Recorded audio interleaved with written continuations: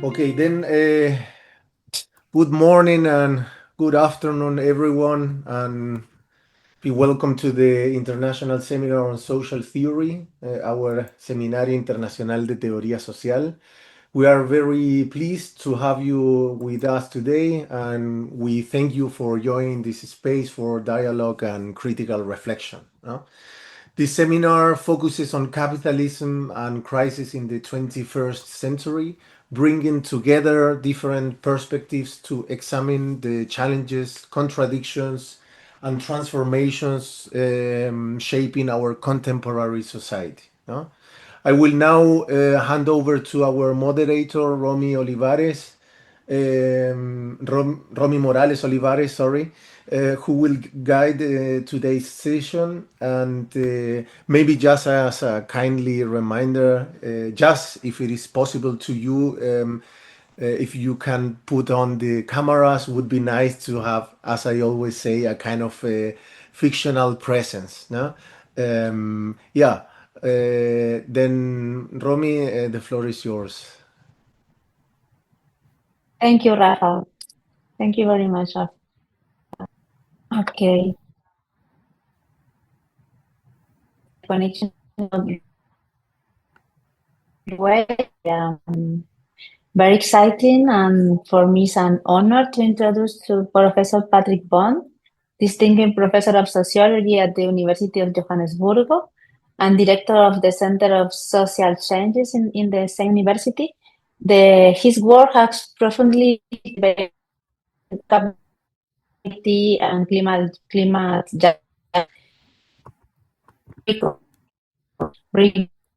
scholarship with an structuring of natural attention on how economic governance produce winner and loser and how social responses to these asymmetries are organized.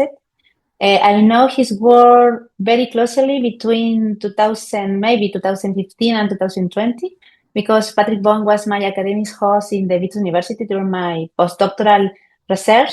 In that period, I was able to observe in the first hand the consistency between the theoretical production and his public engagement, amazing public engagement. As well as his way has fostering collective academic work and debate. We also worked together for a short period to develop the understanding what happened in the social situation in the global south. Patrick Bond is very clear intellectual, know very well what happened in the South, in Spain, in Chile, in Brazil. All the time he's very, very attentive related with all the processes in the world. His seminal book, probably for me, is Elite in Transition from Apartheid to Neoliberalism in South Africa. It's a key contribution to understanding the elite reconfiguration and the consolidation of neoliberal enrichment in post-apartheid South Africa. His book and this work was very, very impressive to understand what happened in the post-authoritarian context.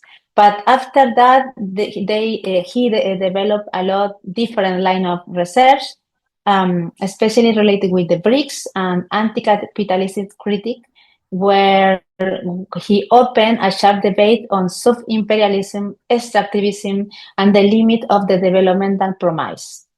Patrick Bond currently are working in different places in political level and in academic level, and his academic trajectory is impressive. In Wikipedia, you can see the different universities around the world.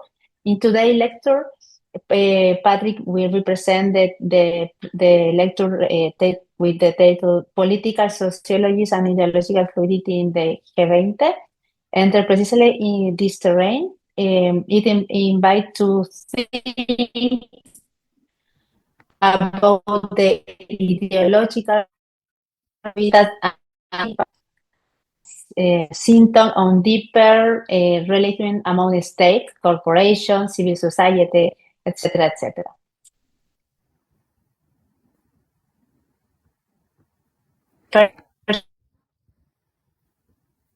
Different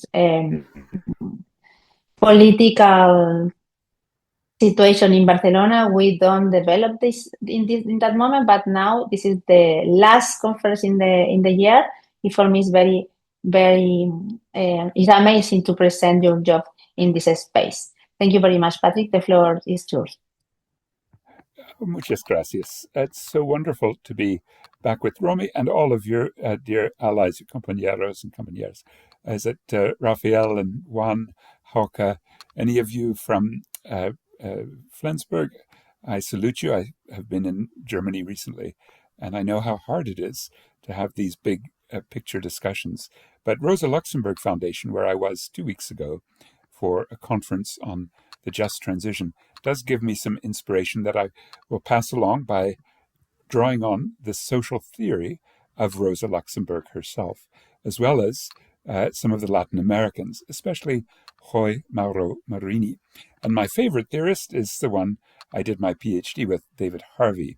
And all of them have had some interesting ideas about the dialectics of global and regional configurations during capitalist crises. That's the essence of this discussion. I hope my English is okay. Rommy, if there's ever a break in the internet, tell me, then I will look for a better signal. But I hope this will be okay. I will go through some slides that I think from our Johannesburg window, where we hosted the G20 3 weeks ago. The G20 summit was held 3.5 weeks ago in Soweto, in a big conference center. And we were preparing, we had a protest. There was a lot of discussion about imperialism and sub-imperialism together. What I'll do is quickly go through these slides, and you will see in Espanol and in Catalan the paper that these draw upon, and I will also put the English version there. It was published by Rosa Luxemburg Stiftung a few weeks ago.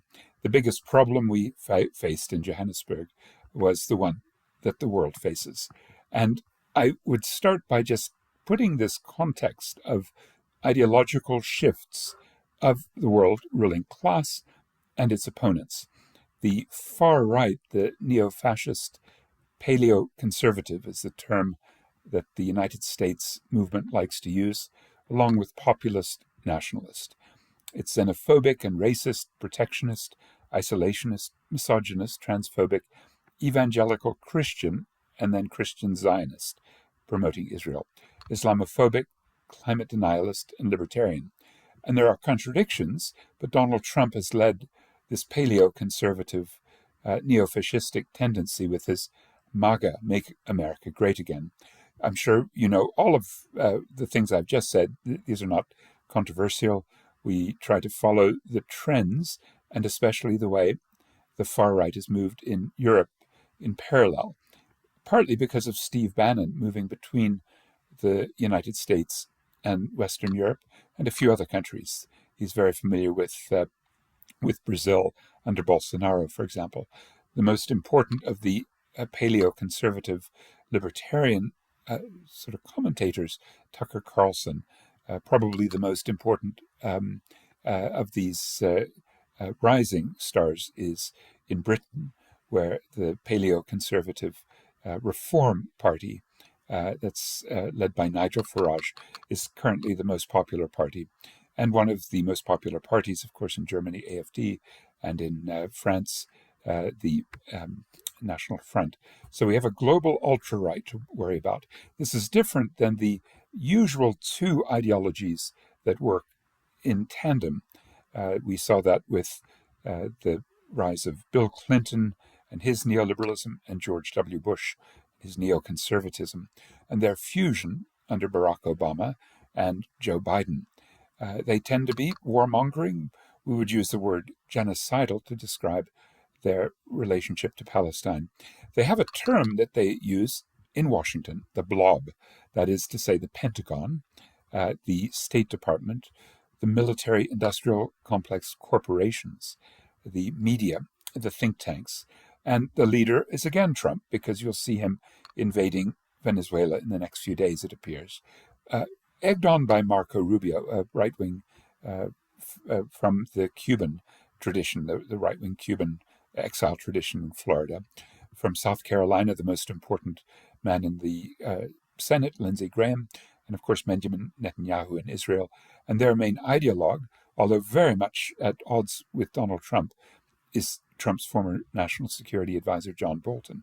The neoliberals work generally closely with the neoconservatives when it comes to the imperialist project, with financiers and the techno-feudal big data circuits of capital at the core, with merchants and with other military industrial complex corporates driving forward the agenda of imperialism. But particularly it's that Washington consensus, and sometimes it's called the Wall Street consensus. And you think of men like Elon Musk, who grew up partly here in Johannesburg and in the capital city of Pretoria, for whom we're very apologetic that we turned these sorts of characters, there are 4 of them, very close to Donald Trump, including Peter Thiel and David Sachs and Roloff Botha. There's even a 5th, Joel, I've forgotten his name. Anyway, so important South Africans are part of this neoliberal techno-feudalism, and they tend to lead the main EU countries, Britain, the World Economic Forum. Then we look at the topic really I'll tackle today, the aspirational multipolar movement. That's essentially the BRICS and a few other countries. But you find them very prolific on YouTube when you look for geopolitical analysis. The most important of the institutes or think tanks for the multipolar movement is from Delhi and Johannesburg and Sao Paulo, the Tricontinental, whose leader is Vijay Prashad. Very effective work that they do in incorporating as a global left project the sense that the BRICS can be a force for good, for fairness, for equality, for climate sanity. So there's a sort of aspiring multipolarism that has a progressive spin. It's not the same as the traditions of social democracy, which we can see in practice in Colombia, to some extent in Mexico, maybe even Sri Lanka, to some minor extent Senegal, but particularly in Europe, the leftovers of the French left, Mélenchon, and in UK, Corbyn and Sultana, although their political party, your party, seems to be very badly divided right at the beginning. In the US, there may be more encouragement because of the victory in New York City of Zoran Mamdani, who spent some time here in South Africa in his youth with Alexandria Ocasio-Cortez and the leader of that tradition, Bernie Sanders, a social democracy that hasn't ever posed more of a radical break than anti-war, than solidarity with Palestine, than vague welfare programs, but nevertheless is terribly important for what I would say is the most potentially powerful force, the solidaristic social movements. They're eco-feminist. They believe in racial, social, and economic justice. They believe in the globalization of people, but the deglobalization of capital.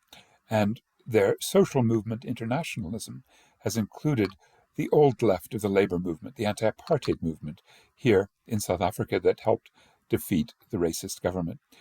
I think our strength was greatest in the early 90s with trying to get medicines as a global public good by getting rid of intellectual property on AIDS medicines. We failed to do that thanks to the German and British governments of Merkel and Johnson in the early 2020s for COVID, where we wanted the vaccines and the treatment also waived for intellectual property so we could make them generically. We failed. The balance of forces had shifted so much. The World Social Forum has been one of the sites. It may be held in Benin in Africa this year. They've just had a coup attempt. We're not sure of the stability. There is a global justice movement in general over the last 25 years. Probably the Zapatistas helped kick it off, although Brazil had some of the most important early manifestations, like the movement of landless workers and the international network Via Campesina. For feminists, the World March of Women, in 2020, Black Lives Matter from the US, which spread out.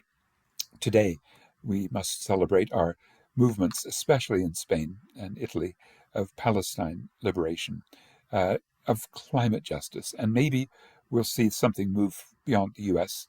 No Kings against Donald Trump, which began in June with 5 million and then in October saw 7 million protests in 2,500 places in the US. So there may be some spirit in which this very inchoate, fragmented, but sometimes overlapping movement of solidarity.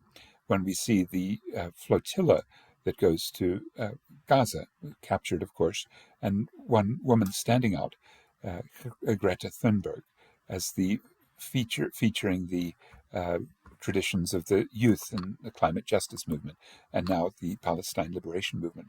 Well, what we see that in contrast to what happened just 3.5 weeks ago, the G20 held in Johannesburg, which I would argue fuses two major forces.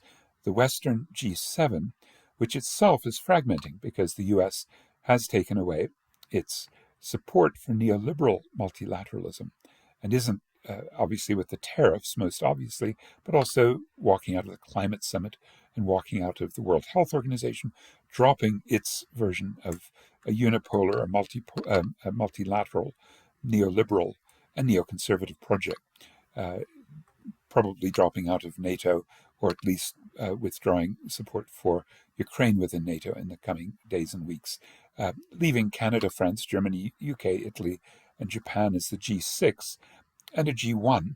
And then we have the BRICS, and you can see 6 BRICS are in this group, in the G20, although, like Trump, we did not see the leaders of Russia because Vladimir Putin is on an International Criminal Court arrest warrant, so he cannot come to South Africa, could not come to Brazil for the BRICS this year or last year for G20. So we have 6 BRICS. Indonesia is the newest one. It joined in January within the G20. There are another 4 BRICS, also 4 new ones since 2023, Egypt, Ethiopia, Iran, and the United Arab Emirates. And there are another series of partners I'll just mention. One partner invited was Turkey. We haven't heard the invitation. One member invitation went to Saudi Arabia in 2023, but very unclear whether they will move into BRICS, probably not. And then South Korea, Australia, Argentina also invited into the BRICS, but then with Malay's election in December 2023, they turned it down, and then Mexico. The other 2 major forces in the G20, the European Union, since the outset in 2008 when the expansion of the G20 occurred, so as to solve the capitalist crisis that was unfolding by drawing in more reserves. And secondly, the African Union, which was added in 2023. So there's your configuration. What's new about this meeting, like the Brazil meeting, to some extent like the Delhi meeting in 2023, the Indonesian meeting in 2022, it is now the period in which 4 of the BRICS have taken over the chairing. In the 2010s, we also had China and Russia chairing the G20. And what's interesting here is the attempt by South Africa to expand the mandate, which is something Lula da Silva, the president of Brazil, did in 2023 by bringing in food security and the taxation of billionaires. And to that, South Africa added African debt relief and climate financing. Well, there were some signs of anger and indignation. There was a right-wing xenophobe protest on the 22nd of November. This is a scene of the 23rd. This is one of the leaders of the left in South Africa, whom Rommy got to meet, Trevor Ngwani from the United Front in Soweto. He's just retired from the Department of Sociology at University of Johannesburg. We did fantastic work. So sociologists must get to know your friend in the organic intelligentsia, the scholar activist leader of South Africa, Trevor Ngwani. So the question, voetsek, getting out of here, is the meaning in Afrikaans, voetsek Trump. And what I'll do in the next few minutes, having set the stage, is make the case that the G20 fuses the G7 and, well, G1 plus G6, to be more precise, with the BRICS. And this is what I would argue is a sub-imperial problem. My social theory I've mentioned, I will draw upon Rosa Luxemburg, Rui Mauro Marini from Brazil, David Harvey, who just turned 90 years old, and the late Samir Amin, Africa's greatest political economist. We can look, if you want in detail in the discussion, at the ways in which corporate super exploitation within the global value chain, for example, in my telephone, having the fingerprints of children from the Democratic Republic of the Congo who are dragging out the coltan and the copper, the ingredients, the lithium that go into the Chinese production of apples, which then, with the Hauke system, include very super exploited labor from the Chinese rural areas. About 28% of China's labor supply is in this migrant situation, very similar to apartheid. And that also then features the unequal ecological exchange in which the raw materials, the non-renewable resources of the Congo, of many parts of the world, are then processed by the working class of China, but the profits, the vast bulk, then end up going into the Western corporates, and again, Apple being the most extreme example. And this is all defended by multilateral institutions, especially the World Trade Organization, the IMF, the World Bank with its investor dispute resolution system. We can look at one specific case if we have time, which is the ways in which the BRICS companies are part and parcel of an imperial, sub-imperial, and exploited division of labor.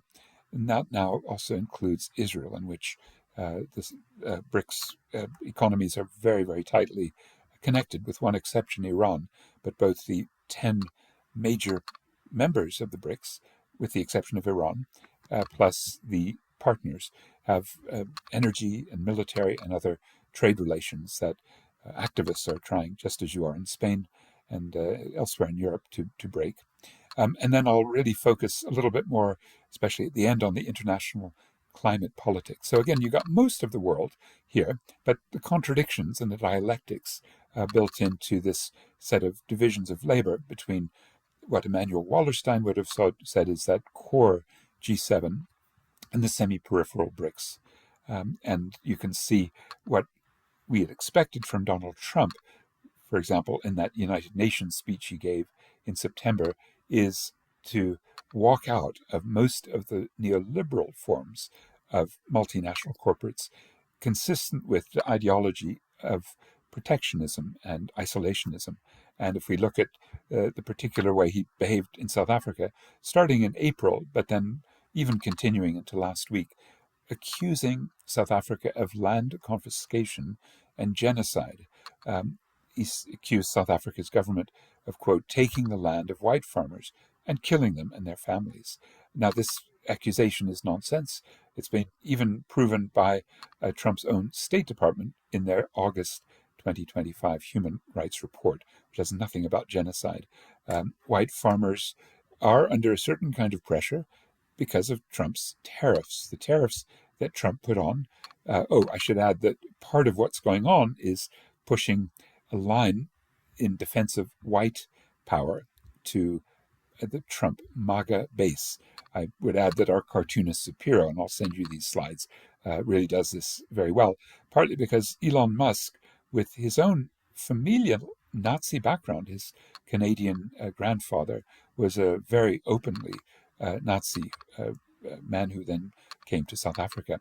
And the accusations of what Trump was making for South Africa against Afrikaners, it is partly reflective of the fact that Elon Musk wants to set up Starlink here in South Africa. That's his satellite system, along with, of course, his X.com and his Tesla.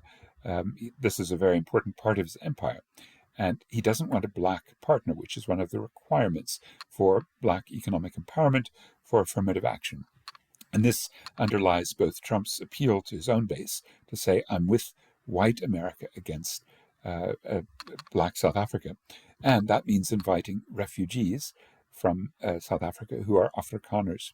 But it also means that the tariffs that Trump began putting on in February on iron and steel and aluminium, on automobiles, have hit South Africa very hard. In April, he put on even more tariffs, and in August confirmed them for South Africa at 30%, India 50%, China 47%, Brazil 50%.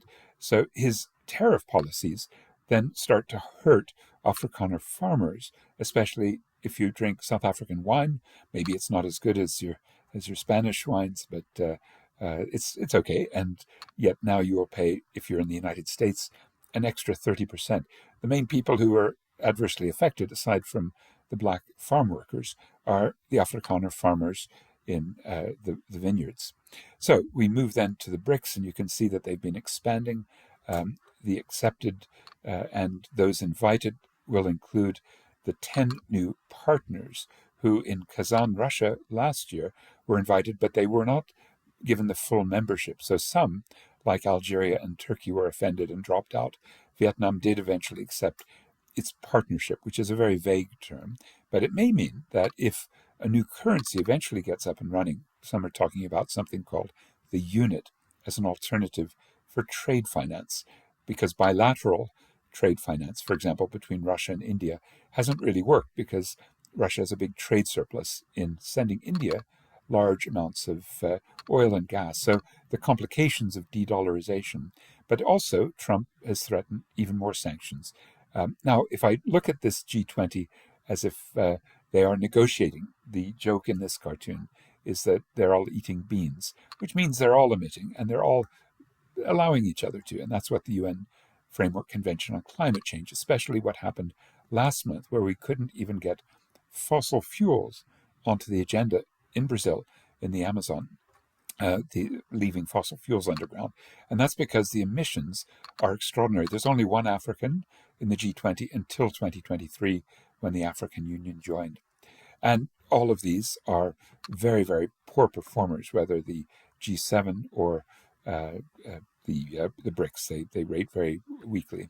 So as the Pan-African Climate Justice Alliance put it, we probably are only going to survive this period ahead if Europe, which on January 1 starts the carbon border adjustment mechanism, starts applying it very quickly to any goods from the US, and the rest of the world would want to do so as well, just to, again, make the case that this is this climate denialism of Trump is really something we need to contend with. There are plenty of other ways that the BRICS and the G20, and we put a very similar program of grievances together for the G20 from below movement, including, and especially with all the BRICS, with the exception of Iran, plus the G7, the Axis of Genocide, all supporting Israel, and the support that the BRICS give Russia in its occupation and its invasion and the mass murder of Ukrainians and of Russian working class soldiers, the rising inequality and poverty, the degrees of exploitation and unemployment in the BRICS, the mismanagement of the COVID-19 pandemic. All the BRICS are guilty of looting Africa's resources, unequal ecological exchange, and contributing more, as you'll see in a moment, to climate change and ecocide, violence against women, abuse of high technology, and censorship and surveillance. Probably more common in the BRICS, although many in the Western countries. I was just in Germany, and their surveillance and their censorship, especially in universities, is really appalling. Austerity and neoliberalism characterize BRICS macroeconomics.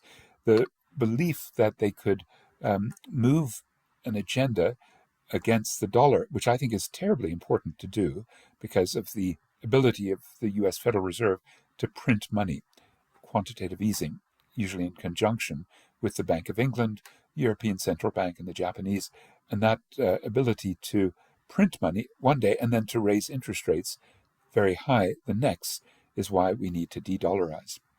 Human rights abuses, LGBTQI plus repression getting worse really all over the world, venal corruption, and, as I'll argue, sub-imperialism and the tyrannies. Now, how do we get to this question of identifying the characteristics of imperialism that help us to define sub-imperialism? I think in 1913, in The Accumulation of Capital, Luxembourg found a very innovative way that was beyond Das Kapital. Das Kapital tended to be mostly a closed system in which the central question was the exploitation of labor by capital. And what Luxembourg did was to relax that assumption that this is a closed system by thinking about capital having a crisis, needing to continually extend the market to geographically identify new terrains, and therefore where capitalism could find non-capitalist relations, capital could accumulate under the conditions of imperialism. Now, this is different, isn't it, than the earlier theories like John Hobson, which was one based on overproduction but not capital non-capitalist relations, or Rudolf Hilferding, who saw imperialism as part of Finanzkapital, driven from the big European banks, or Bukharin or Lenin, who saw interstate rivalries, with the colonies being the sort of hinterland, but the crucial question being the states and the capitalists within those states in competition. For Luxembourg, a different approach in 1913. Capital cannot accumulate without the aid of the non-capitalist relations, nor can it tolerate their continued existence. It's the continuous and progressive disintegration of non-capitalist relations that makes the accumulation of capital possible. I hope for some of you who do delve into this question of accumulation and imperialism, we can discuss this more, because David Harvey reintroduced to many of his followers, myself included, this idea of the capital non-capitalist relations. For David, the crucial question was, how do you displace overaccumulated capital? After this period of the 1970s, when there was a chronic and enduring problem of overaccumulation, that means there's just been too much produced, that the capital-labor ratio has gone up too high. Right? The organic composition of capital is in excess of its reproduction. There are not enough workers to consume, and therefore there are different fixes, such as a credit system or a geographical move, which is what imperialism ultimately represents. And in the volatility of international capitalism, there were these temporary spatio-temporal fixes. A spatial fix is moving the problem around.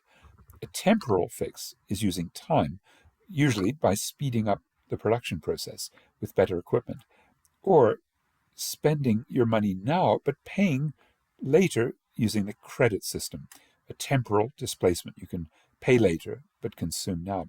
But those failed in the medium run to deal with the problems of overaccumulation.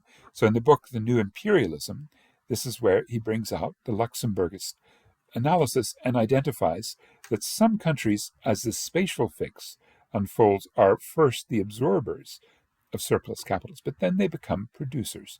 China stands out, and the 2008-9 catastrophe in financial markets was the indicator, when the G20 was founded, to take those surplus capitals and bring them into a global financial bailout. For David Harvey, well before that time, he identified what might be called sub-imperialisms, because each developing center of capital accumulation seeks out its own systematic spatio-temporal fixes for its own surplus capital by defining territorial spheres of influence. The most important in the subsequent period is the Belt and Road Initiative of China, where the most extreme overaccumulation of capital has occurred.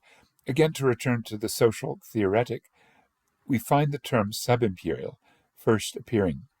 There are some indications in the work of Lenin and a German communist in the 40s, but really it's Rui Mauro Marini after the Brazilian coup, which the US CIA supported, but it gave rise to more ambitious activities of Brazilian capital in Latin America. And what Marini found in his works, especially those translated into English right at the beginning in 1965 and 1972 in Monthly Review, is that you have Brazilian capital and the Brazilian state collaborating actively with imperialist expansion, assuming in this expansion the position of a key nation. A Brazilian-based Greek, Paraseiros, and the late Zimbabwean Sam Moyo began to unpack different parts of BRICS sub-imperialisms because they have very different characteristics. For South Africa, for example, our sub-imperial capital accumulation is fairly weak because there was an extreme degree of denationalization, meaning our big companies here in Johannesburg moved their primary listings to London, to Toronto, to Melbourne in the late 1990s because they were worried about democracy. The degree of participation in the Western military project is different, but what you get is a schizophrenia typical of sub-imperialism. Samir Amin identified South Africa as a classic sub-imperial power because we've had a facade of multiracial democracy without the ability to find socioeconomic justice. And Rommy's work comparing Chile and South Africa is very, I think, evocative of this. The choices of the African National Congress government have up to now evaded the question, and as a result, nothing has changed. South Africa's sub-imperialist role has been reinforced, still dominated as it is by the Anglo-American mining monopolies. Now, we find that very explicit in the last few BRICS documents, and I'll just use the 2023, but the same we can find in the Kazan and the Rio de Janeiro declarations in October 2024 and July 2025. You get a sense of that expansion of imperialism needing multilateral, neoliberal, corporate-dominated institutions. The most important has been the WTO. It has been wrecked by Donald Trump. There are also plenty of other cases in the last 10 years, since really Trump began in 2017 as the first term in his presidency to impose sanctions and tariffs. And the essence of this is the market-oriented agricultural trading system and corporate power, global financial safety net with the International Monetary Fund, and the continuing role of the BRICS, the emerging markets and developing economies, but we'll look at emerging markets, we'll look at the BRICS, in leadership positions in the Bretton Woods institutions that never quite get to the point where the Bretton Woods institutions, the IMF, which is always run by a European, at this stage, Kristalina Georgieva, and before that, there were French finance ministers, a German finance minister, a Spanish, I think, Rodrigo Rato, who, as I understand, was a bit corrupt and went to jail. But in fact, so was Christine Lagarde, the prior IMF leader. She was prosecuted successfully by the French judiciary for bribery, where Adidas, the tennis shoe company, its leader, Bernard Tapie, had given the French Conservative Party a lot of money in order to get a tax break, which she had given. And so she was actually convicted, but it didn't stop her career. The IMF continued her role. And before that, of course, Dominique Strauss-Kahn, who had to leave after a rape scandal, and his crash of his career we all know about. So the role of the BRICS is to say those leaders of the IMF, we should make way now for more of the countries of the South. And the same for the World Bank. The current leader is from India, Ajay Banga, but he was the head of a credit card company, MasterCard, before he took this job. And before that, he had worked even here in South Africa on microfinance and had made an enormous mess. I can go into the terrible details. Before that, it was Donald Trump's pick, David Malpass. Before that, Obama's pick, a Korean American. And before that, various picks of the Bush regime. All of them very biased. I don't think there's any question that they're all neoliberals. But they are becoming less white, male U.S. And the point, and Europe, we're seeing women running the IMF. We're seeing ethnic minorities or Indians and Koreans running the World Bank. But the question is, have they changed? And the other big question, should the tax monies of BRICS countries be given to expand these institutions?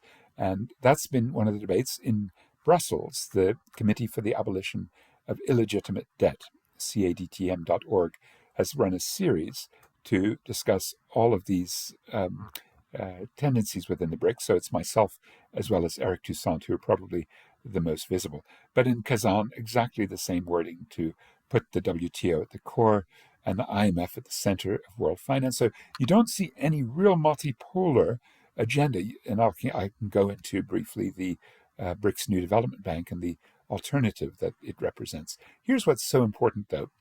This is the last time that the IMF needed to raise money to bail out countries who were in debt, mostly to Western banks.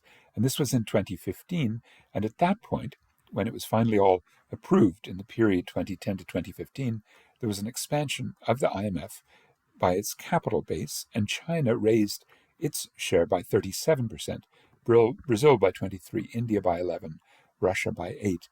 The losers, in other words, as the BRICS go up in power, the losers were Nigeria, which lost 41%, Venezuela lost 41% of their vote, Libya, Sri Lanka, and even South Africa lost 21% of the voting shares that the South African government had at the IMF. So it's a very diverse way in which the attempt to have more power within the IMF, particularly voting power, includes the contributions of the four wealthiest BRICS. South Africa didn't have any money at the time. And that meant that the BRICS are sort of standing on the heads of the poorer countries. Their voice, their participation has been lower. Now, the BRICS certainly have hoped with the last four meetings that the G20 will be the premier global forum. But as I mentioned, Donald Trump sabotaged South Africa, and in the most recent analysis I've done, I've shown that the result of that was that the BRICS had very little role, that South Africa had to withdraw some of its most ambitious ideas about African debt relief. And the actual appeasement, in the words of the former ambassador from South Africa to the US, the appeasement of Donald Trump was attempted so as to bring him back, but he didn't come through.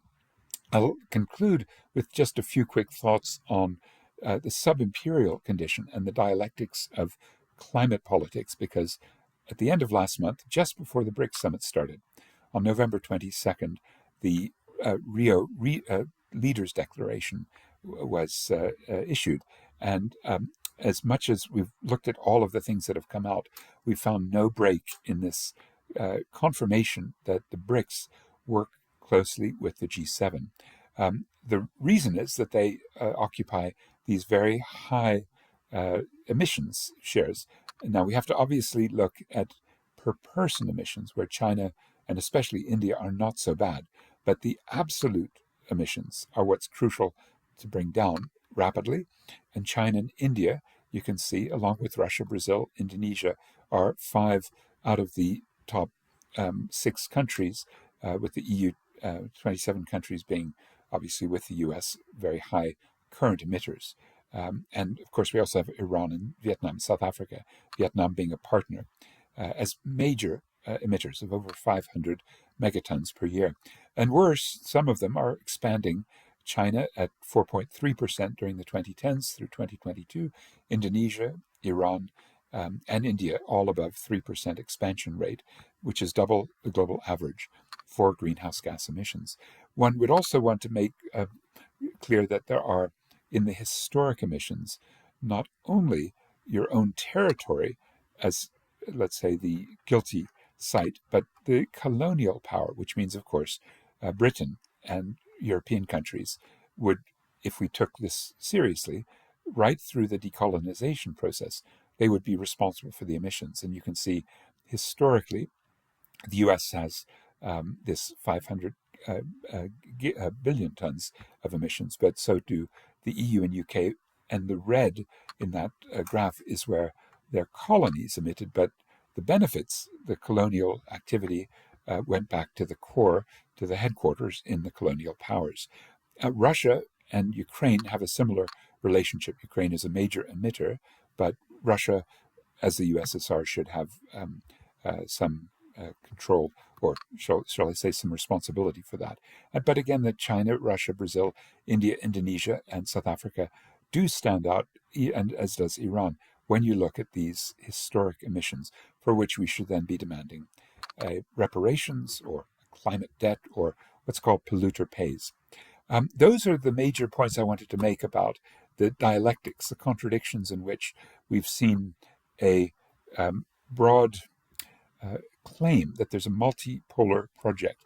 There are many leftists around the world who support this, and I think that's one of the most exciting things for us to debate, particularly whether there is a potential that the BRICS could become a source of progressive politics instead of being tightly tied into Western imperial power through their economic activities in Israel, but also their role in climate and in the expansion of capitalism through global value chains. I hope I've made the case that what we're looking at with the BRICS is not as advertised, but instead as, I would argue, here and in, I've just put together about 300,000 words that I now am going to boil down to 100,000 words. I think I sent to Rommy if she'd like to share, it's fine.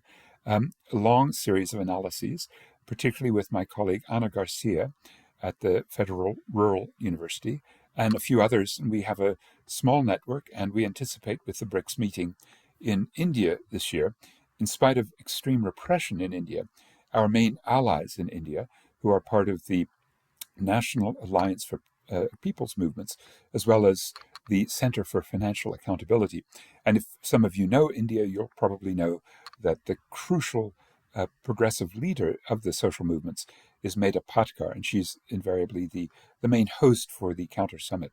We don't know when it will be, probably in August or September, probably in New Delhi, but what we can anticipate, even if there is repression, an inability to hold a Counter Summit and a protest, we will still have very, very strong critiques, the so-called BRICS from below.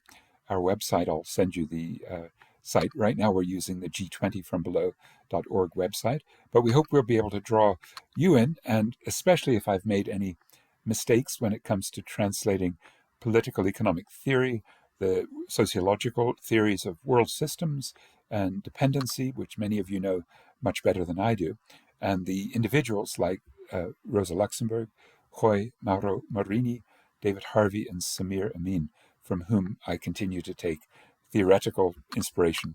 And I hope I've made the case that they are all supporters of the argument that when you look at an imperialist system, it's imperialism because of its relationship to the non-capitalist. And now we see this middleman layer of the BRICS contributing in that dialectical process, talking left about the need for change, the need for multipolarity, but walking right in the multilateral institutions, in climate catastrophe, in their relationship to the genocide in Gaza, and in so many other ways. Let me leave it there. I think I've done my 50 minutes, and we'll be able to spend as much time as you like to give me the right kind of critique or the left kind of critique. Thank you. Thank you. Thank you, Patrick. Thank you very much for the wonderful and stimulating lecture. Now we will open the discussion to the public.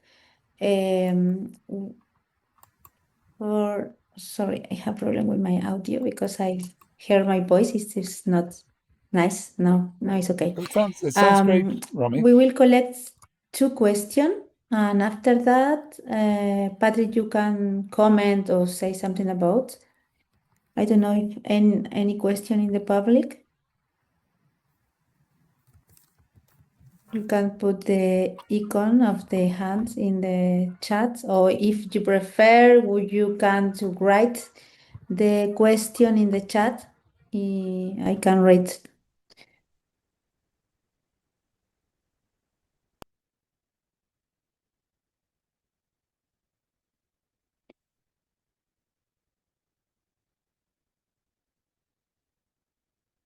Rafa, do you have a question? Yeah, Thank you. thank you, Romy. I will start with a question because it sometimes happens that we start like a bit slow with the comments or the question. We need time of to reflect, but I will try to formulate a kind of question. I find it amazing the conference. I think this phrase at the end, like talking left, walking right, is like it's a very nice resume of what is happening nowadays. No? Um, I was wondering. Also, I found it amazing your link to Rosa Luxemburg, also to Rudolf Hilferding with the finance capital, which is also talking about concentration, no, also as a similar or parallel like a way to accumulation. No? And my question would be like about the possibilities of having an alternative against the accumulation or the concentration of capital and or power, you know? Because uh, as you say, like the BRICS appear as a kind of option, or they wanted to show them as a kind of options against the concentration of power and capital. But as we see, they talk left and they walk right. What what could we do? No? Also from the point of view of the dependence theory, no? What could happen in order to block these concentrations mechanisms? Um, because I have somehow the feeling that in order to block this concentration, we should it should be like made kind of equilibrium of power, no? Which paradoxically could become in another wave of concentration. No? Brings me to this old question about Marx and the proletarian dictatorship as a way of going to a socialist society. No? We need to have a kind of new dictatorship against the bourgeoisie, and then we goes in another stage, no? But the problem is, why should they give the power they get away, you know what I mean? I mean, and yeah, I'm like yeah, trying to figure out how could we like solve this puzzle, no, this problem. It would be amazing to have another input in that direction. Thank you, Patrick. Again, I hope you can understand what I mean. Patrick, you can respond. Yes, thank you very much. I think this is the most difficult question. We need a few cerveza to sort this out in the right time. It's 6:10, so it's too early for me. But I think we can maybe correspond and compare notes on where the geopolitical tensions are creating, with the overaccumulation problem, the tendencies to devalorize and to weaken parts of the world economy. I see South Africa as being one of those victims now. Our elites are losing their steel industry, the tires, the washing machines, the automobiles, the aluminium. But the real threat isn't just Donald Trump. It's when this devalorization, this excessive capital, the surpluses, are then creating a trade war, because China cannot export as much into the US. So what it does is to dump here. Now, this is part of a larger story that I'm trying to tell, and I would love to get your feedback about the transition that we go from overaccumulation crisis, financialization. I think everybody knows we have an AI bubble in the stock markets in New York, in London, everywhere. And that AI bubble, even in China, Tencent and Alibaba are very overvalued. And that means we may see like a 1929 financial collapse. But the real crucial fight goes on over the devalorization of the overaccumulated physical capital. South Africa is suffering that because of Chinese dumping. And the response, like in the early 1930s, is a trade war. So the power relations are definitely heading, as you say, Raphael, the way Hilferding foresaw: centralization and concentration. For Hilferding, if you put financial capital, industrial capital, mining capital, landed capital all together, you have Finanzkapital. It's all under the control of the banks. But if I can remind you, Raphael, there was a critique that I think really hit hard in 1929. Hilferding wrote Finanzkapital in 1910, and the concentration and centralization of capital and Finanzkapital, with the banks at the heart of it, appeared logical. And Rosa Luxemburg could appreciate that.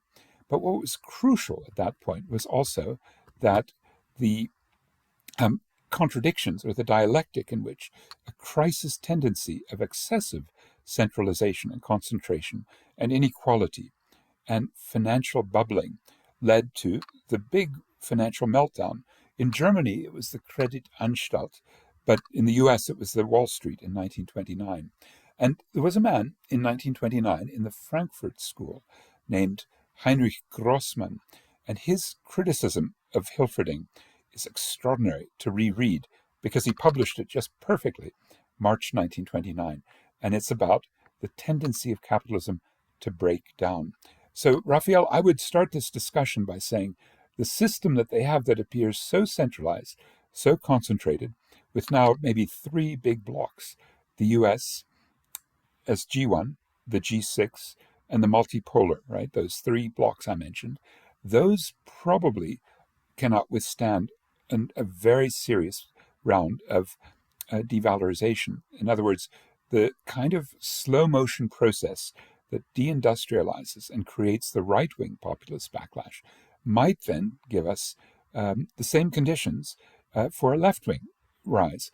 We saw that, just if I give you one example, the Jeremy Corbyn campaign in 2017, when he became the Labour leader, just after Brexit in 2016. Brexit because UKIP, United Kingdom Independence Party, which is now the Reform Party, seemed very strong, and they were able to have a vote, 52-48, for Britain to exit the EU. But what happened the next year is that half of the UKIP party, that right-wing proletariat, realized that Jeremy Corbyn's left-wing class politics were more attractive. So after that devalorization in Britain, especially the austerity that began after the 2008 financial meltdown, the first reaction was proto-fascist, xenophobic, isolationist Brexit. But the second thought by at least half of the proletariat was, well, if Jeremy Corbyn actually has a social welfare program, we should vote for him. And that nearly allowed him. I think he got 49% of the vote in 2017. That's the single biggest hope we have at the level of electoral politics until last month. And what happened last month is that a brilliant African-born, Ugandan-born, sort of a scholar who became a state senator, his name, Zoran Mamdani. We know his father very well in South Africa, the great Mahmoud Mamdani. Some of you know his social theory, such as citizen and subject. So Zoran, with especially the father and, of course, the mother, Mira Nair, who did this set of extraordinary films that brought class and ethnicity together. He had such a good education that instead of falling into the traps that the Republicans had set, especially for Trump's victory the second time, but even the first time, which is identity politics against the class politics of the racist white working class. What Zoran Mamdani did was to put them together, identity and class, in a relatively powerful way. Bernie Sanders had done the same. Alexandria Ocasio-Cortez speaks the same language. So at that level, we can look at the next generations of left politics. I was just with the Rosa Luxemburg Stiftung, and they went from 3% in January this year to 8.8% in 1 month because the youth came in, again, to combine class and identity and generational politics. And if I talk to you about all of our cases in Africa, just in the last 3-4 months, Madagascar, Morocco, Tanzania, Zambia, Kenya, Tunisia, we've seen upsurges of a Gen Z, of a youth politics that is reacting partly to the extreme class repression through austerity. So I would say, Rafael, if we think about our political trajectory, I told you there were these 6 ideologies that I can discern. The 6th one is not a socialist ideology. It's not always an environmental ideology. It's not often class conscious. But when it can get together and you get victories, such as getting AIDS medicines for free, which in South Africa raised the life expectancy here from 52 years in 2004 to 65 which is where it had been before AIDS, to get those AIDS medicines for free by decommodifying and putting them through the state systems, public clinics, is the probably greatest victory we've had in this country since the end of apartheid for humanity. And it's a world victory. Those are the sorts of things, Rafael, that make me think. Let me just sum up. Overaccumulation crisis is the underlying core part of the tensions that could create wars. The next one is obviously Trump being greedy for oil in Venezuela. But he seems to also want to have a war with China and contain China. And that is a war, I think, over accumulation. You see it playing out in tariffs. And the devalorization, the sort of wiping out of vast amounts of economic life, of industry, will generate a right-wing backlash. We've seen that for the last 40 years as the West is deindustrialized. But it also has within it the dialectical seeds that when the right-wing offering, which is culture wars, identity politics of the right, has nothing to improve people's living standards, we may then see the potential for a genuine left wing to emerge. It may be more radical, and it needs to be more radical than Zoran Mamdani's free buses and rent freeze and childcare, or than what's been proposed probably in your own Spanish cities where you've had left-wing mayors. But it's that start that gives you a sense that somehow the terrible divide in the international left and in domestic lefts between the identity politics and the class politics, and perhaps I would add the generational politics, the justice that our children demand from us, from climate, from leaving resources for their generations. Those all have enormous potential to be put together as eco-socialist, feminist, anti-racist, and anti-imperialist. And I think also necessarily anti-BRICS, but you'll have to tell me if I'm overreaching. Thank you, Patrick. And the question from Jose Anthony Lemus. Jose asked about what we can expect in the future if the world continues to fragmentary. Sorry, and form more groups of countries. I asked to Jose about the context related with the question. He explained me. He are thinking in what happens if in the future appear different groups of countries based in different necessities, etc. What is your view about? I'm not sure I understand, but should we take two or three, or maybe en español? I will not understand, but maybe we could have Jose even explain more in Spanish, if that is easier. And Rommy, you're so good at translation. The question is in English, but in Spanish, he explained me the context. Jose Antonio explained me what we can expect from the future if we continue with the creation of the different group of countries based in different necessities on different contingencies. I understand in the present what happened, for example, with the groups, with the countries if don't are part of a specific group like BRICS or like Naciones Unidas or something like this. It's so interesting. Could BRICS continue to expand? That's the expectation. But what's the most logical left-wing leader in the world to promote BRICS? I would say it's Gustavo Petro of Colombia, because he's the single most serious leader on sanctions against Israel, on throwing out U.S. military bases, on the climate catastrophe. But you might have noticed, and I can send you the link, it's a Spanish language article from Bogota, and it says that Gustavo Petro said, we will not join NATO, technically, because of the right-wing governments in Colombia. There was a sort of membership or a friend of NATO position that Colombia had. So he was dropping that. He said at the same time, I'm not going to join BRICS because they're too implicated in oil. So he said, look, this is a block that's not going to help us solve the worst crisis capitalism and our society and our environment faces, the climate crisis. So I think the inability of the BRICS to address these, they can't even stand up for themselves. We learned that when Dilma Rousseff was overthrown in a coup a sort of legal parliamentary coup in 2016. The BRICS did nothing. The BRICS did nothing to help South Africa to stand up against Donald Trump throughout this year in the G20.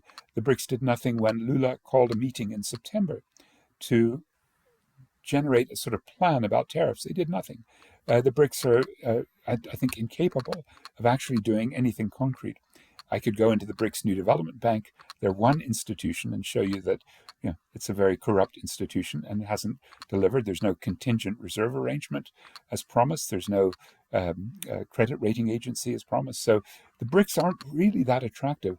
But I think what you're asking is absolutely correct to say the fragmentation. And I'll just give you examples from this last week that amused me, Jose. The fragmentation is coming in trade so much that next door to us, Botswana, that's the next country to the north, they've put on sanctions, or they've actually said no more vegetables will come from South Africa to Botswana. And the same was done yesterday by Mozambique for South African goods. So the tariffs, this protectionism that Trump put into effect, is being used everywhere, even in small little, very poor countries like Mozambique or a middle-income country like Botswana against South Africa, because we have lots of production here that swamps, that moves in and undercuts the region. So I think we'll probably see the 1930s all over again, which is trade wars. And it may be then that we get more industrialization. Some of you know the dependency theory, and you know Andre Gunder Frank, and he did the studies of Brazil and Argentina and South Africa and Zimbabwe. And he said, look, these are the countries that can only industrialize when the North is in a crisis, because when there's less trade, there's less finance because the financial markets are broken. The war from 1939 to 1945 stopped a lot of the ships that were carrying goods because of the German U-boats. The submarines would wipe them out. So you put all of that together and you've got a story of 1930s fragmentation. And then the question is, do we return to Karl Marx, who said in the Communist Manifesto with Engels that each struggle of the proletariat is necessarily a struggle first against their own national bourgeoisie. I'm paraphrasing a tiny bit. I can't remember the exact words, but you get the point, right? That the national unit, and for all of us who have been worried about getting involved in national electoral politics, it may be that after this next round of devalorization, of trade wars, and more military confrontations, we may then have to really get serious about the national political project. Some of you in Spain tried that with Podemos. Maybe it hasn't been satisfactory. Maybe you can tell us the directions that you would like to go with your politics, because if fragmentation of states is the future, I think it might be. And the project of like a Belt and Road can easily be disrupted, because we know from the Houthis in the Red Sea, we know from the Suez Canal, where a big ship, an Ever Given, a Taiwanese ship, was stuck, if you remember, in 2023, I think it was. You remember how easily trade can be disrupted. Global value chains can be completely upended. Someone like Donald Trump can make chaos, right? And so I think, therefore, a more national and local industrial strategy. And there, I think the left will be on much stronger grounds once these global value chains begin to break down.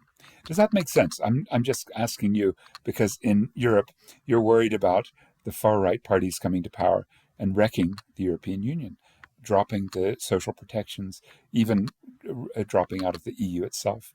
And when the EU in 2011, 12, 13 was having a euro crisis, Portugal, Italy, Ireland, Greece, Spain were in such trouble. I remember your Spanish team won the World Cup here in 2010 in Johannesburg. Do you remember that? No one will forget that in the house. But everybody from Brazil and Argentina sent you telegrams of congratulations saying, you have won the World Cup and you have an IMF program. Welcome to the third world. And we all thought, okay, that's the way in which we understand Spain now. But the question is then, when you have excessive centralization of the euro and Wolfgang Schäuble and the European Central Bank, at that point, have you got the need to actually fragment a European Union. My dearest friend in Barcelona, two friends, Joan Martinez Alia, but also Vicente Navarro, they would never want to see that. But when I've talked to them in the recent years, they've said that might happen, that the EU might go the same road of fragmentation. What do you think? Maybe I could ask that same question back.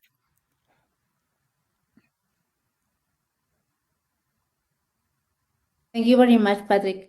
We have another question from Karina. I think it's a very interesting question. She say, could you share with us a community or organization that you consider exemplary in terms of organization and resistances to contemporary form of disposition linked to the concentration of power? It's such a wonderful question, Karina. I hope you can answer it for me from your standpoint. In South Africa, the most powerful group to break through, not necessarily dispossession, but to demand decommodification, was the campaign I told you, Treatment Action Campaign, which demanded and won free AIDS medicines. There was also in this country, and I see Rashila in the house who can also speak to this, which is a campaign called Fees Must Fall, to get free tertiary education. Again, decommodification. That one was also beautiful because it included two other parts of the politics. The demand for decolonizing the university curriculum, and also to have a relationship with the lowest paid workers in the universities, such as the cleaners or the security guards. And that meant that they could now be insourced, not outsourced. They were no longer casual workers. And these comrades won. I mean, they won, like the Treatment Action Campaign, won their campaign for free medicine. So fees must fall. And then we would also show probably a few cases of labor victories, of anti-xenophobic protests that strengthened laws, including a court case last week, and anti-extractivism. The most important group is called the Amadiba Crisis Committee. Now, that's what I see. That's what I see in South Africa. But when I look around the world, wow, Gen Z has just begun to come up. And I would just say what they're doing in Kenya is so beautiful because they're looking beyond the standard IMF riot, where you protest because there's been a change in the subsidies. It's gone for your transport, or food subsidies have gone, or petrol has suddenly shot up in price. Those are usually the kinds of things that cause mass uprisings. What Gen Z is doing is saying we don't just want to look at why the government is behaving in a repressive manner and a neoliberal manner, and therefore creating the conditions for an uprising. In the case of Kenya, it started in June 2024, but it had been building up partly because climate activists said it's not fair that the Kenyan floods that year, 2024, plus the droughts in two prior years, are being shouldered by the peasants. They have no money. They have their crops destroyed. The government can't afford. The government is putting on new taxes. There's less revenue from agriculture. So as a result, the Gen Z have said, we think there should be a climate debt. But what they also said is, we want to have a debt audit against the loans, including a Chinese railroad from Mombasa, the biggest port, to Nairobi, the capital. And that train line makes things much better. But it was corrupt, and it was double the price and took twice the time. So the loans for that train are being questioned. And so there's a general demand for a debt audit. We saw that, by the way, by Rafael Correa, because the Ecuadorians, when they were mobilizing in community groups, ecofeminist groups like Acción Ecológica, they regularly pointed out corruption in the prior government's loans. And one example was Norwegian loans. And they did a debt audit in Ecuador in 2006. And by 2009, they'd persuaded the Norwegians to forgive the loans, to cancel the loans. And I think because Africa is facing so much debt, and so do you in Europe, everyone is suffering debt. And it's really time for us to ask that question. Who really owes what to whom? And the movements that are doing that are part of a network called Debt for Climate. And where did they start but Buenos Aires, one of the most difficult places where the corruption and the financial mismanagement was one of the worst. But there are many groups in the Debt for Climate network that I would suggest. I also would always promote the Youth in Climate, Fridays for Future, but I have just been in Germany, so I can't really do that with good conscience because they were so terrible on Palestine compared to Greta Thunberg, for example. In the United States, I see groups in places like Jackson, Mississippi, that are promoting cooperatives and municipal socialism. And what I think they all are driving towards is some sort of protection from the market. In Barcelona, there was a great Danish teacher named Joste Esping Andersen. He was over at the other university, right? Not yours. I think it was at where he and Vicente were next door neighbors. But I think he described this really well for the solidaristic ways that Europeans, especially in Scandinavia, were able to build up a welfare state using their trade unions, their peasant associations, and many of the other, let's say, areas of mutual aid and commoning, which then became state policy. I think that's still the right approach. I'm really glad that you asked in exactly the right way, Karina. That is, bottom up. Where is the movement coming from? What are the organizations? Do they have democratic traditions? Can they reach out and cross the different barriers of class and race and gender and sexual preference and ecological orientation and all of the other ways that we have to have a bigger, broader rainbow? I can keep going on this because you're getting me at the end of the year where I have to be a little bit more reflective, Rommy. But I remember when we were sitting many times at Wits University and the difficulties of our politics at that time. They have not improved, but I think we know the ways forward. And since we have these two beautiful global movements, Palestine solidarity and Spain, we just absolutely admire. I was so happy when Rommy told me, Patrick, we're postponing your talk in September because we have a national strike. I said, that's the most flattering thing that can be done. But climate activism and Palestine currently are the big movements, and the more we can work together.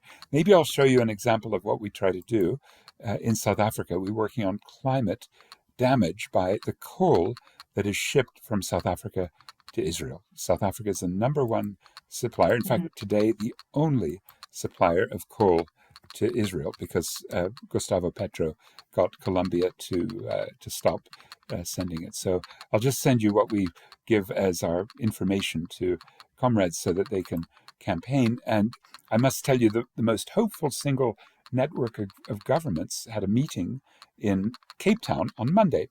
It's called the Hague Group. I hope some of you have heard of the Hague Group. I think you should lobby for Spain to join the Hague Group. I know Spain helps in some ways on the Palestine solidarity while being hypocritical on others. But the tragedy is that our coal from South Africa goes to Israel and is burned.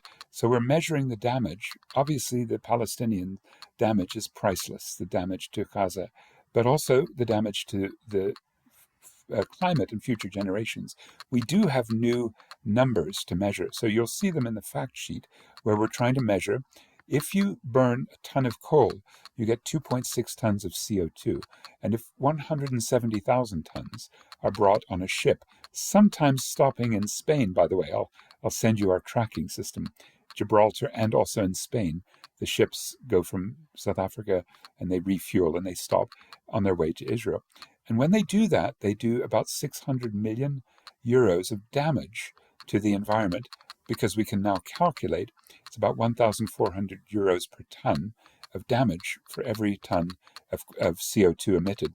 So those are the sorts of politics we're trying to find some orientation. And usually at our protests against Glencore and its local ally, we find people saying climate and promotion of community ecologies in the coal belt, and of course Palestine.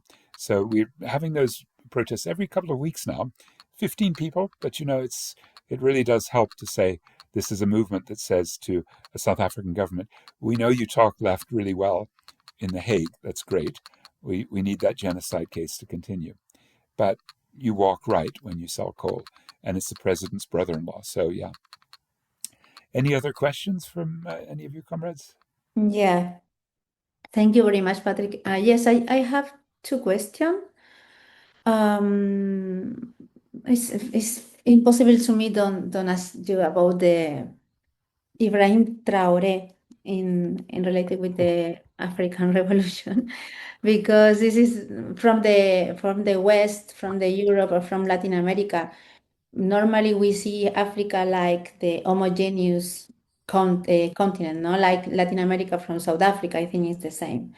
But you are talking today about your argument is related with the multipolar illusions of imperial alignment and the limits of the state and another alternatives. In this context, in the contemporary African context, as you described, to what extent can Traoré is the name, no? Traoré?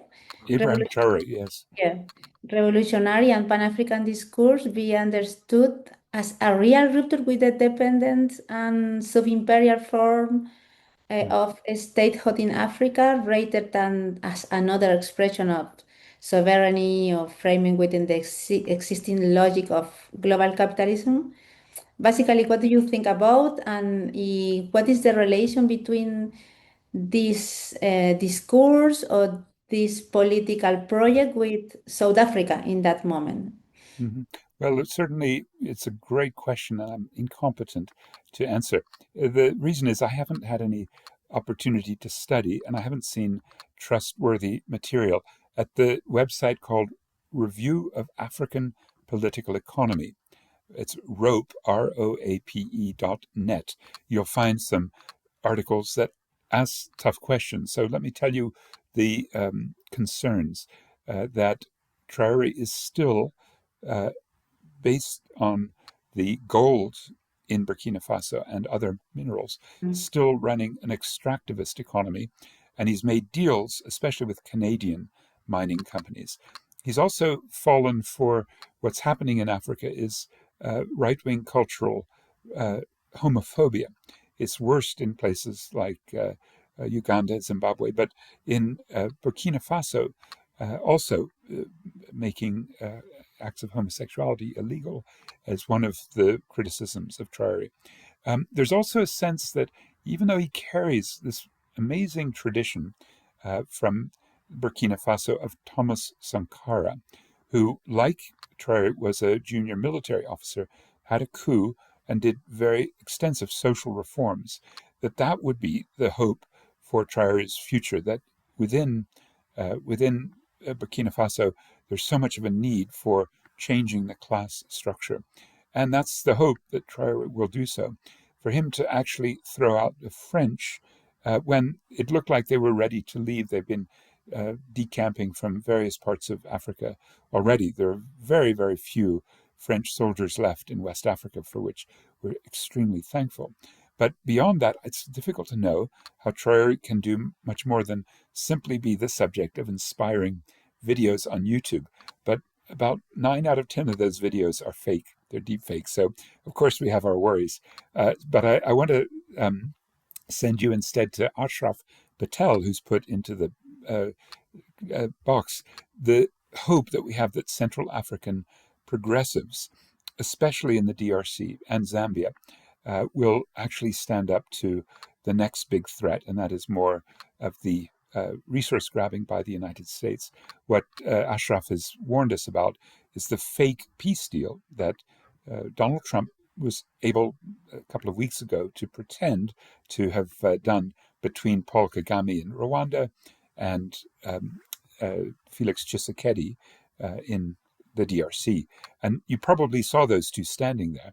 But at the same time, the M23, the guerrilla group supported by Kagame, was killing hundreds of people in the eastern DRC as it took more space.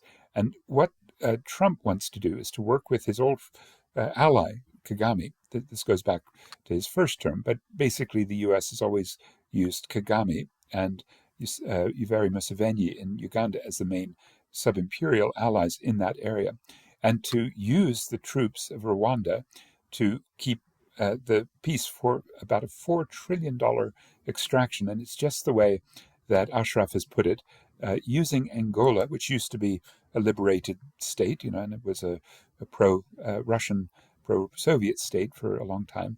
But the U.S. oil companies got in there, and they're setting up a deep water port south of the capital of Luanda so that they can set up a railroad that goes all the way to the DRC. And that's a very different scene than what we have now, which is the Chinese mines, 450 of them in eastern DRC, using either the airplanes to get out of Rwanda or the Tanzam railroad that goes from Zambia to Tanzania. And you see, what I'm driving at with too many details is that there's a conflict brewing in Central Africa over coltan, cobalt, gold, lithium, the rare earth minerals. And I think it's very important that Ashraf puts that as one of the other sites. What I'll also do is mention that one of our big challenges in South Africa is to link Palestine solidarity with Sudan solidarity because of the terrible conditions in the civil war there, a civil war that the United Arab Emirates can take a lot of the blame for looting Sudan of its gold. The Russians and the former Wagner group were there, but also the Eastern DRC. So if any of you are interested in staying in touch with us about the view, at least from Johannesburg, where we have many, many refugees, and Roshila knows as well as anyone that in turn means our working class feels pressured and they become more xenophobic. And so our politics are obviously to try to find a sort of regionalism and an internationalism that addresses these. I think the more we do so, the more the dialectics of the BRICS scream out at us, because the BRICS, like UAE, they just started some more deal making with Israel. Egypt just did a big gas deal yesterday with Israel. India did a free trade deal with Israel even before the so-called ceasefire. So the BRICS really stand, unfortunately, as serious sub-imperial destructive forces in all of this. I hope I've made that case, but if for some of you, I may not have been persuasive. I'll put my email, and I hope we can stay in touch, and I'll put you on. We usually have a Portuguese language listserv for our Brazilian comrades who, in the Marini tradition, are always debating this, and they have a great Marxist dependency theory network. So if you're interested in joining that, it's all in Brazilian Portuguese, but someone incompetent like me can put this into DeepL and participate. So, and Rommy, do you have any other connections in the Chilean discussion? Because now that there's a far-right government there, are you looking at the world in a new and different way? No, no, very dystopic way. Yeah, Rafa is from Chile too.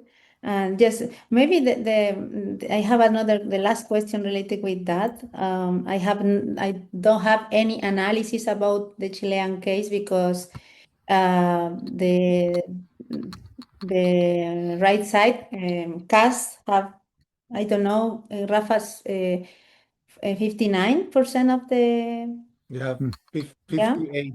Yeah, Yeah, 58. but the vote is mandatory. But it is very, very important day because people don't involve in politics go mandatory to vote, and this is very strange because we can have any result in any election, no? Because the people don't have information. It's very emotional, the situation in Chile. But in related with this or your analysis, because you invite to think in the world, no, in the global sense. I am thinking now you talk about India, Sudan, Emiratos Árabes. This is normally when we are talking in the very specific sociology, very specific topics, we are thinking in the countries, no, or two countries, but it's impressive how you think, how you talk, or you understand the world, no. This is amazing.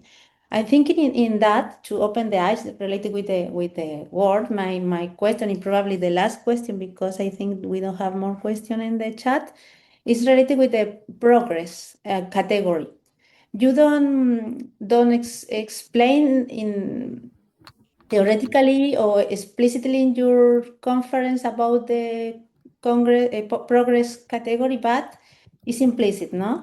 And in my question is in a moment of a structural crisis, of capitalism, growing polarization, to what extent has the modern idea of progress, no, or the historically associated with the rationalization, welfare, expansion of rights, probably the concept was emptied on its emancipatory context and turned into the language to legitimize accumulation, no? Legitimize the capitalism, the order, the exclusion.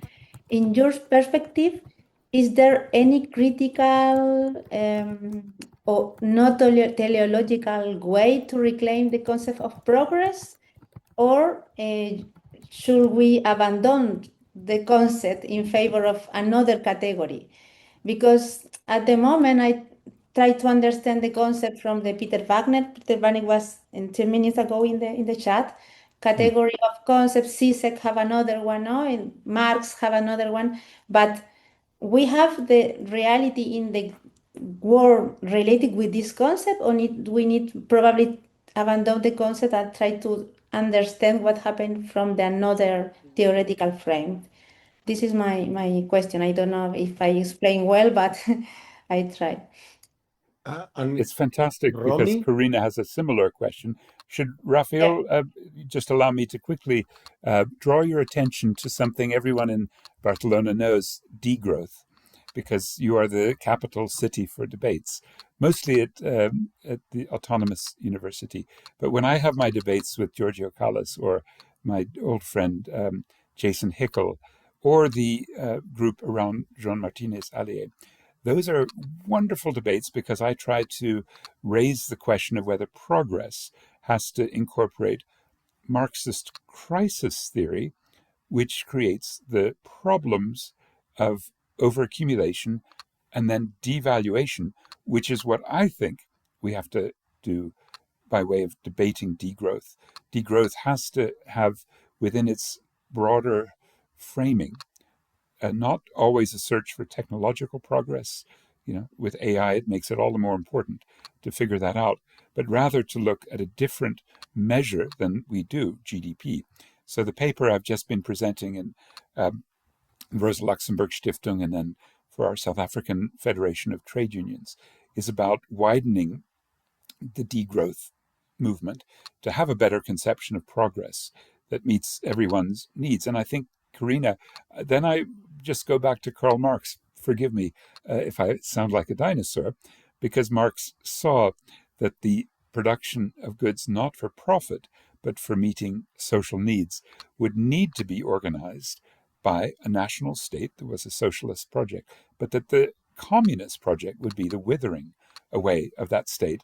So, Karina, if that's my horizon of hope, the classical strategy to have a socialist takeover of states, to then address all of the socio-political and identity challenges of those states. For us, obviously, race is the overarching crisis, but so is gender. Gender-based violence is profound. And this is the most unequal country in the world on class terms. So we're desperate to have a socialist movement that can challenge this ruling party and maybe make some progress.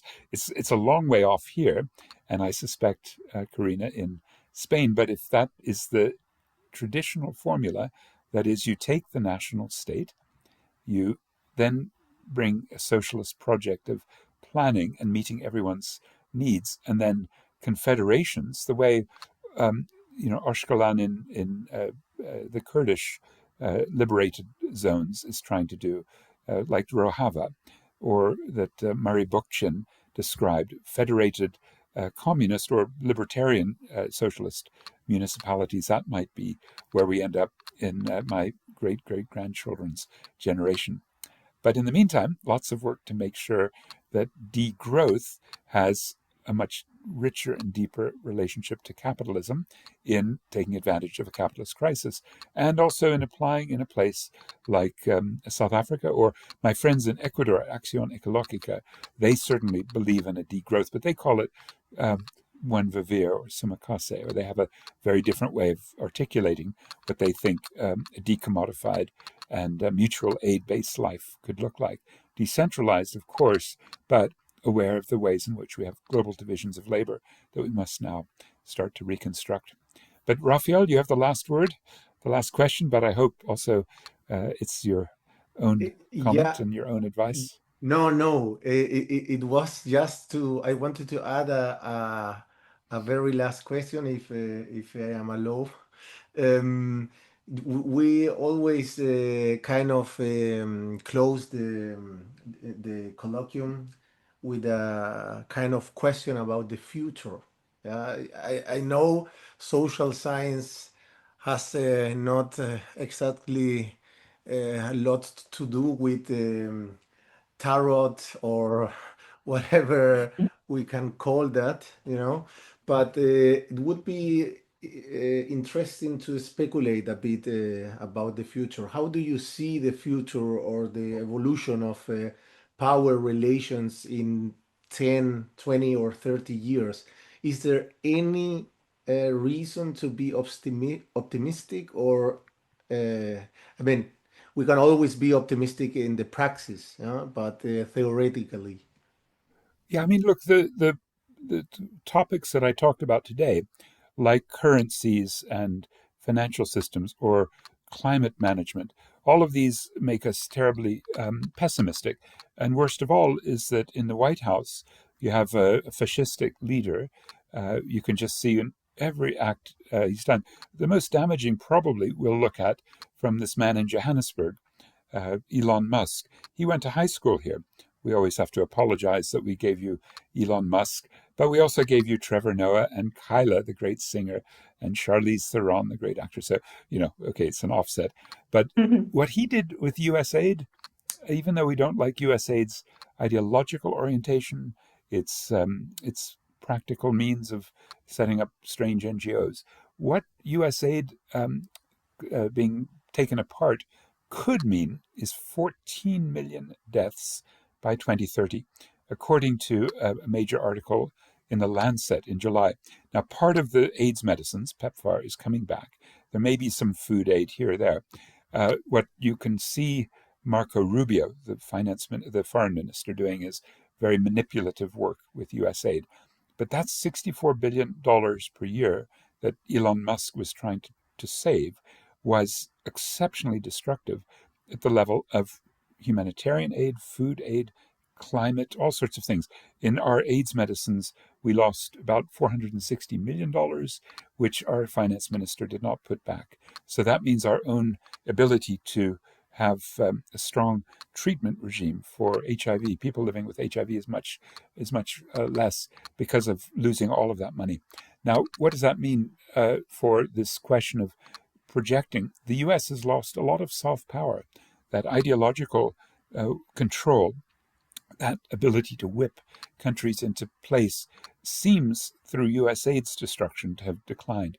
What Trump is having to do more and more is make threats like, if you don't let Jair Bolsonaro out of jail, we make a 50% tariff, which is the threat he not only made, but also carried out on Brazil, or the threat to India, if you don't stop buying oil and gas from Russia, 50% tariff.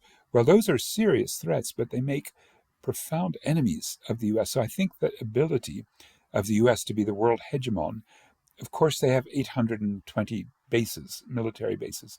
Of course they have the power of Hollywood and the social and ideological power of consumption, of sort of daily life being influenced by products from the US. But those we're going to work away at. And, since I told you that the single worst figure in terms of exercising power this year must be Elon Musk, then I should also tell you that the single greatest case of backlash against Tesla in Europe, you in Spain, you stop buying Teslas.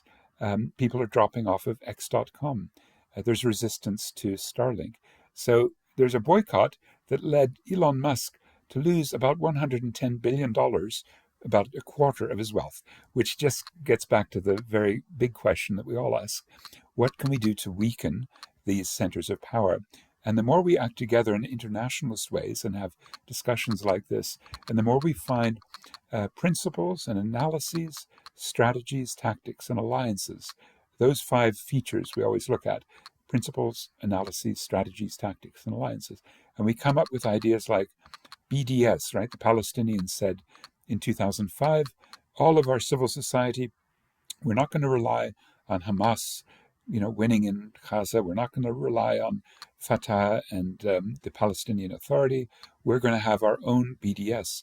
And that, to me, is where the ability to weaken our enemies lies. And that was definitely the case in South Africa in 1985. Ending apartheid occurred because of local protests, feminist protests, community protests, student protests, labor protests, church protests, but also because solidarity meant cutting off the financial ties. So my last appeal is keep in touch with us about how we can stop the ships that come from South Africa, which we have failed to stop. We tried, but we failed. But they always seem to make some stop. I think in Malta, they stop here or there. So we want you Spanish allies to be connecting us to your Palestine activists. And I think the same for climate. My favorite T-shirt is what I got in Madrid from, it's called Ecologists in Action. I think it was Tom Kuchart.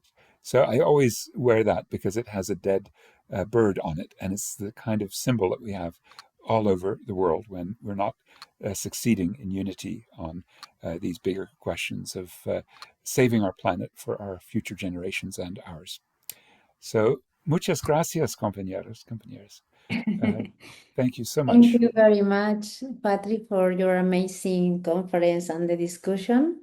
And thank you for all the connected people. And okay, we hope you have a very, very nice end of the year and happy holidays, and see you the next year in the next seminar.